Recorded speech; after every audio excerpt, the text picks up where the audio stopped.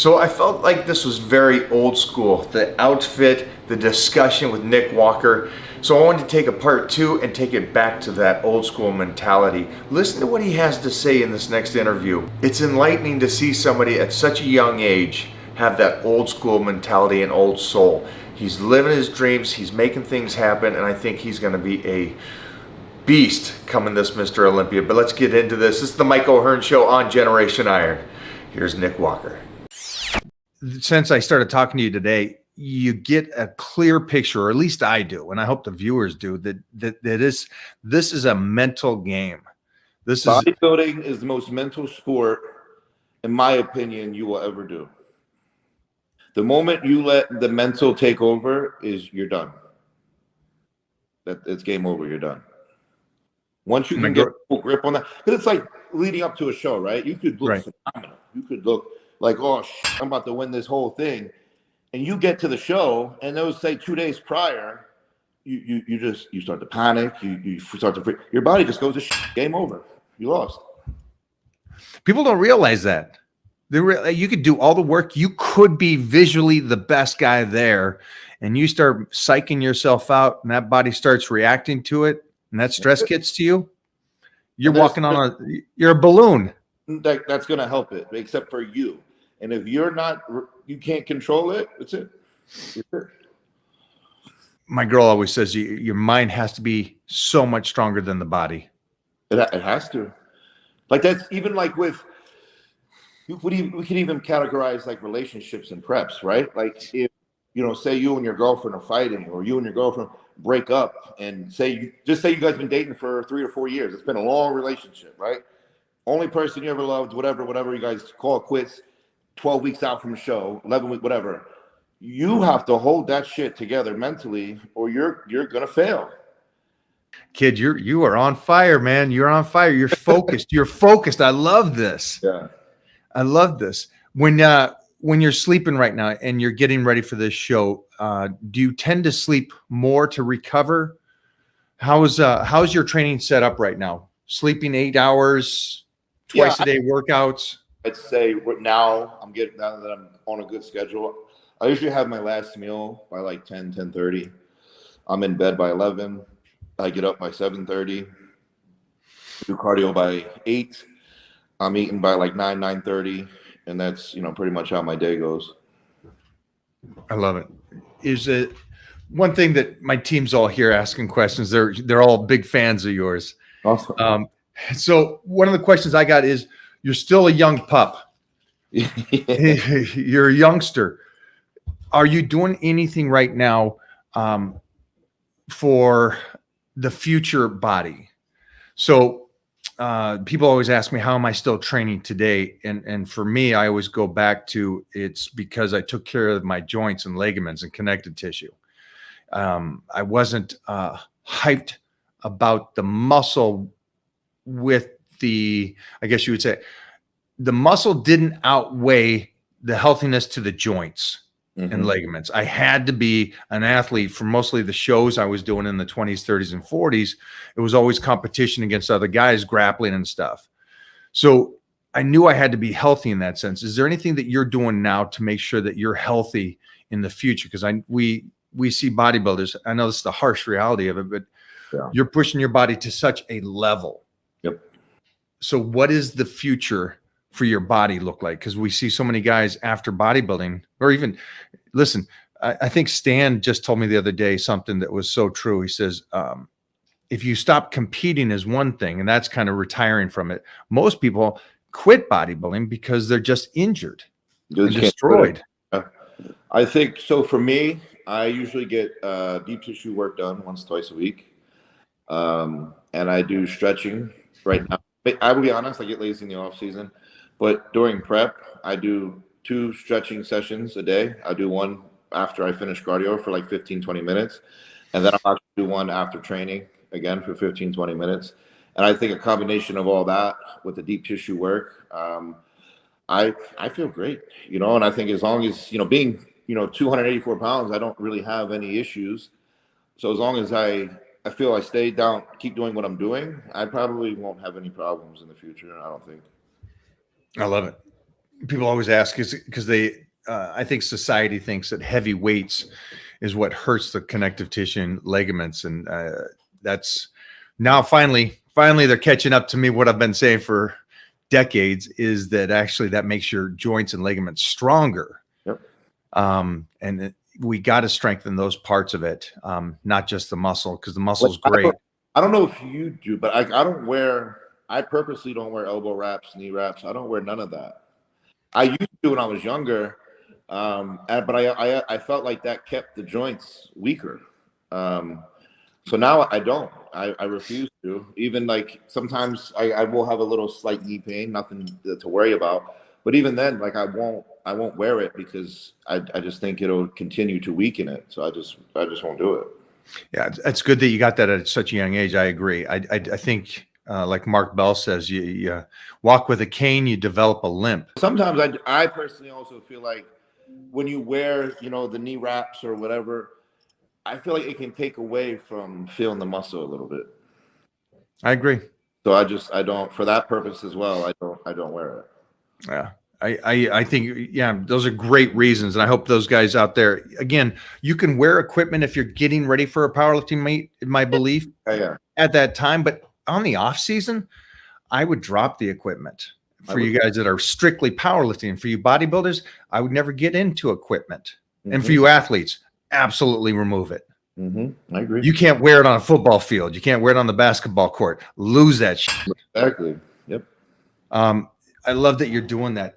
At this point right now, are you keeping, because let's jump into this whole concept of you guys have social media now that you compete. Oh, yeah. And so I remember when we were getting ready to compete and stuff, you would get your workout in, then you jump over with the good light.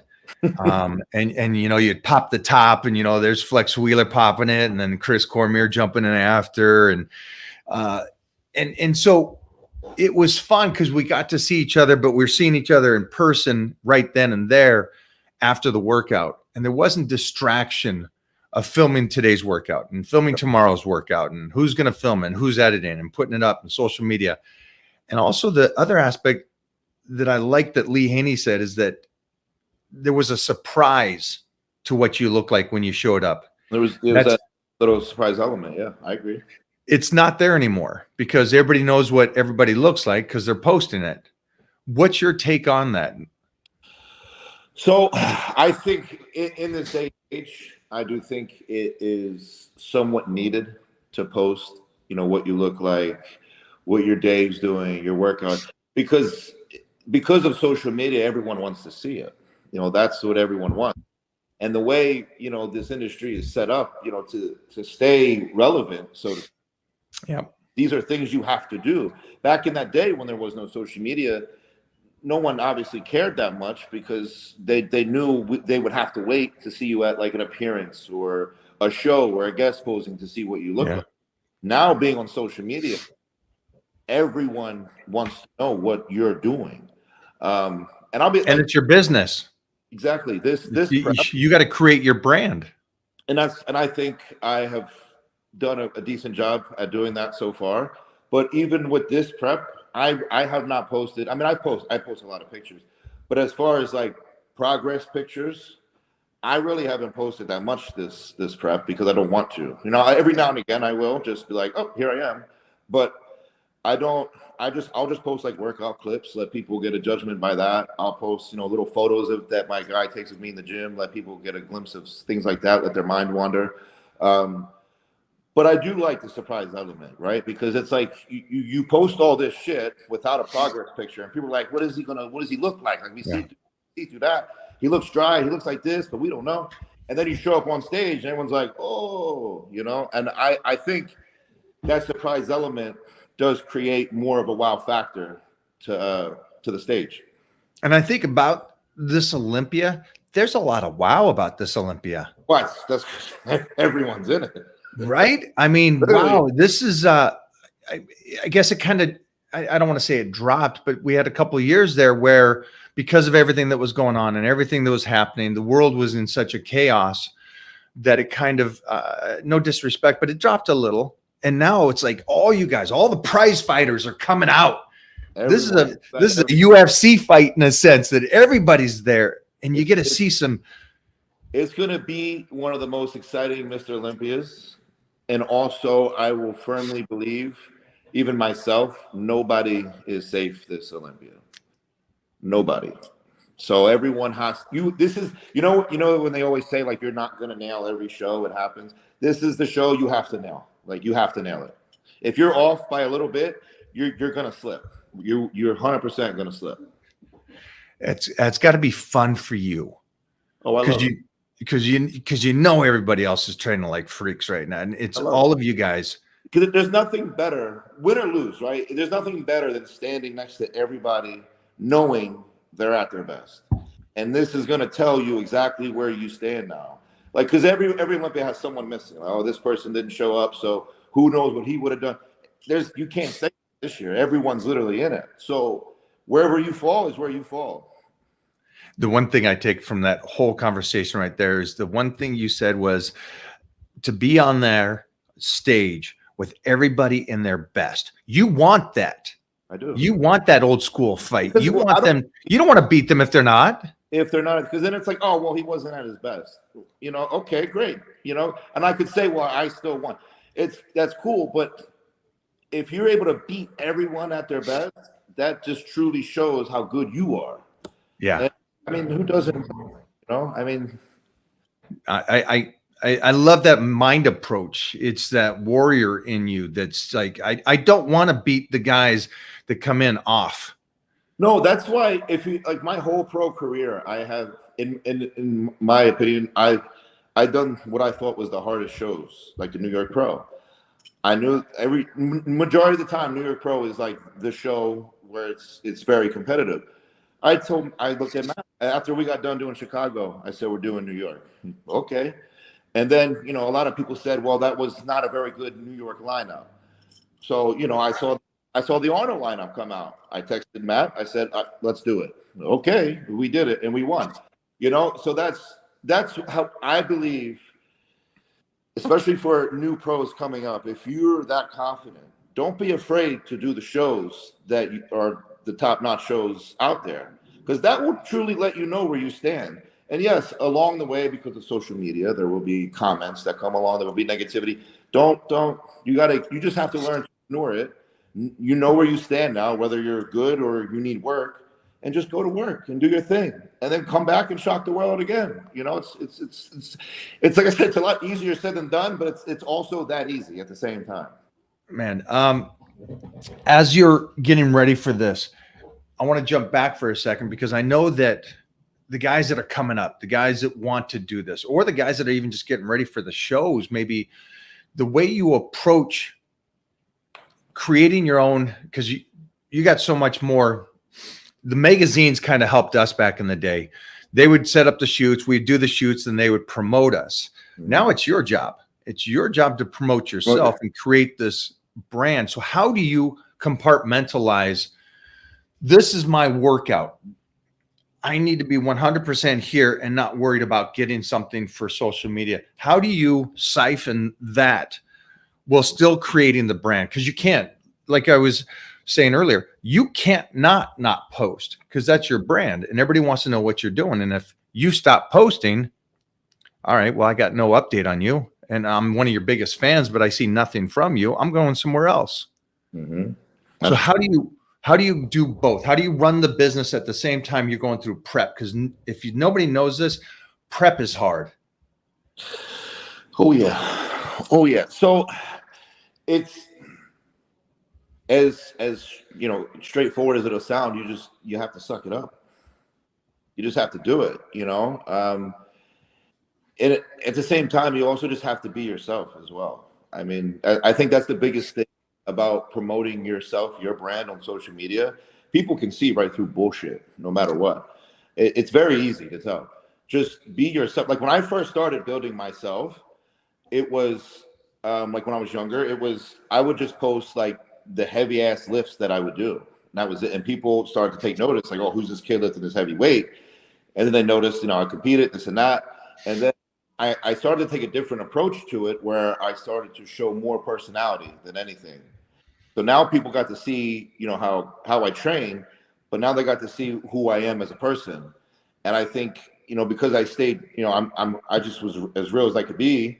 People respect that, and people will follow you for that. And if you have I think if you have like a legit, real story behind it that can motivate and inspire people to change their lives, it leaves more people to want to follow you on your journey.